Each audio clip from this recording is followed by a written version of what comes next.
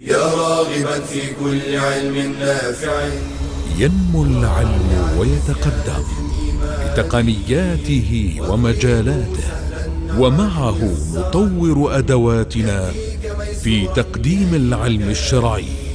أكاديمية زاد أكاديمية ينبوعها صاف ليروي غلة الظمآن، والسنة الغراء شارحة له، فهما لنا من ربنا وحيان. بشرى لنا زاد أكاديمية للعلم كالأزهار في البستان. Assalamu alaikum wa rahmatullahi wa barakatuh. Welcome back, my dear students. Bismillahir Rahmanir Rahim. Alhamdulillah wa salatu wa salamu ala nabiyyi Mustafa wa ba'd. Today's hadith is the fifth hadith, yet it is the sixth session in the fourth level of the prophetic noble ahadith.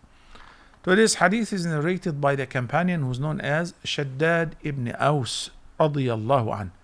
He narrated that the Messenger of Allah, may Allah's peace and blessings be upon him, said, "Indeed, Allah has ordained ihsan in all things. So if you kill, kill well. And if you slaughter, slaughter well. Let one of you sharpen his blade and spare suffering to the animals' slaughters." Narrated by Muslim. From that we understand that the Messenger of Allah sallallahu alaihi wasallam said, "Inna Allah kataba al-ihsana ala kulli shay." Indeed, Allah has ordained kindness in everything and on every person and towards every person. Not only humans, not only friends, not only family members, but even opponents, not only Muslims, even towards non-Muslims, humans, and even animals. Let's learn after we talk a little bit about the narrator Shaddad ibn Aus ibn Thabit al-Khazraji al-Ansari. So we know that he's from the tribe of al-Khazraj, and he was living in Medina even before the migration of the Prophet sallallahu alaihi wasallam. His family, his tribe is al-Khazraj. Umar al-Khattab radiyallahu anhu, during his Khilafah, appointed him as the governor of Homs in Ash-Sham. But when Uthman ibn Affan was martyred, may Allah be pleased with him, he resigned from all positions as a governor and so on. Then he devoted himself to worship and he completely avoided the political life. Subhanallah, Shaddad ibn Aus al-Khazraji, Shaddad ibn Aus ibn Thabit al-Khazraji, was very eloquent and he was very patient and forbearing, and he was a wise man. Abu Darda, the famous companion radiyallahu anhu, said about Shaddad ibn Aus, every ummah, every nation has its scholars, and the scholar of this ummah is Shaddad ibn Aus. Shaddad ibn Aus migrated and he died in Ash-Sham, in Al-Quds, on the year 58 after the migration of the Prophet sallallahu alaihi wasallam. So the Messenger of Allah said in the hadith, "Inna Allah kataba al-ihsana ala kulli shay." What is ihsan? Ihsan, to be kind, to be gentle, to be good, to deal with people with kindness, to be forbearing, to have mercy on people. Subhanallah. So doing things of benefit to others is ihsan. Proficiency and perfection in worship or work is ihsan. وَقُلْ اعْمَلُوا فَسَيَرَى اللَّهُ عَمَلَكُمْ وَرَسُولُهُ وَالْمُؤْمِنُونَ. When I know that my deeds will be presented before Allah, then I like to perfect my deed so that it will be looked at by Allah and rewarded for, because it's a perfect deed. When the Prophet ﷺ said, "Ala kulli shay," shay covers the life and the lifeless objects, because basically the hadith meant to address the process of the sacrifice of the animals. And that's why I said shay, not ala kulli insan. So let one of you sharpen his blade. For example, he gave an example of how you should be kind to everything and towards everything, kind and gentle. He said when it comes to slaughtering your animal, which Allah made it subservient for us, which Allah made it lawful for us to sacrifice, to eat their flesh and to benefit from their skin or their fur, or he said you should be kind. How can one be kind while slaughtering or sacrificing an animal? He said, let one of you sharpen his blade. Make certain that your knife is sharp, because if it is bold, the process of slaughtering is not going to be swift and it's going to be very painful. And sometimes it cuts the skin, but doesn't cut the jugular veins, it doesn't go through the neck, and it's very painful. Then he said, and spare suffering to the animals he slaughters. فَلْيُحِدَّ أَحَدُكُمْ شَفْرَتَهُ وَلْيُرِحْ ذَبِيحَتَهُ. Comfort the animal that you're about to slaughter.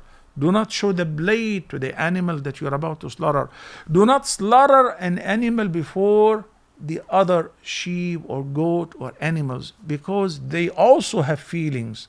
And when they see the blade going through the neck of another animal, they fear. So you are tormenting them. That is the meaning of لِيُحِدَّ أَحَدُكُمْ شَفْرَتَهُ وَلْيُرِحْ ذَبِيحَتَهُ. Islam is the religion of kindness, and it commands the adherents of Islam and Muslims to be kind, to be well-mannered. We've learned before that Nabi sallallahu alayhi wasallam said, Islam is to be well-mannered, حسن الخلق. And he said, sallallahu alayhi wasallam, on the day of judgment, those who will occupy the nearest seats to me in heaven will be أحسنهم خلقا, who had in this life better manners, better attitudes. So we are in competition. Even when we deal with animals, we must be well-mannered. We must be kind. We must observe gentleness and kindness. إِنَّ اللَّهَ كَتَبَ الْإِحْسَانَ عَلَى كُلِّ شَيْءٍ. Every person, on the battlefield, and Nabi sallallahu alaihi wasallam forbade us killing the injured enemies. He's already injured, cannot fight anymore. Do not finish him up. The Quran tells us, وَيُطْعِمُونَ الطَّعَامَ عَلَى حُبِّهِ مِسْكِينًا وَيَتِيمًا وَأَسِيرًا. Allah admire the believers who feed the prisoners of war. They treat them as they like to be treated. Some of the prisoners of war at the time of the Prophet ﷺ, due to experiencing this kindness from the Prophet and Muslims, they accepted Islam. They became companions. They became righteous. إِنَّ اللَّهَ كَتَبَ الْإِحْسَانَ عَلَى كُلِّ شَيْءٍ. So we learn from this hadith, my dear students, that Allah subhanahu wa ta'ala is kind to all His servants. And He has ordained kindness in all things, and towards all things, living, life, and lifeless objects. What the Prophet sallallahu alaihi wasallam mentioned here, namely, the process of the sacrifice or the slaughtering of the animals which Allah made lawful for us to consume their meat. It is definitely obligatory to be kind to the animals and to be proficient when slaughtering them. This is the description of the manner of being kind to the animals, as the Prophet ﷺ said. When he saw somebody was slaughtering a sheep before another, he said, "You've killed it twice." This is to bring to the attention of Muslims that animals also have feelings. It was narrated in the sound hadith that once the Prophet ﷺ visited a garden, and the camel ran towards the Prophet ﷺ, and it was weeping. So the Prophet ﷺ started patting on it, on its neck, on its head, and until it calmed down. Then he turned around and he said, "Who owns the camel, the ba'ir?"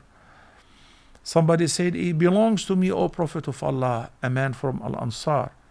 He said, "Your camel is complaining to me that you overburden its back with heavy loads that the camel cannot afford to bear, and you don't feed it sufficiently." A camel is suffering, and a camel is complaining to the Prophet ﷺ, and the camel is crying. All of that actually happened, my brothers and sisters. So when we deal with animals, we must understand that if we cannot communicate with them, Allah understands their complaint. So be careful.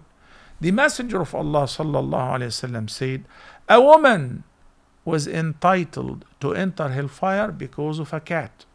She imprisoned the cat. She neither fed it nor let it go outside to eat from the street, and it died out of hunger.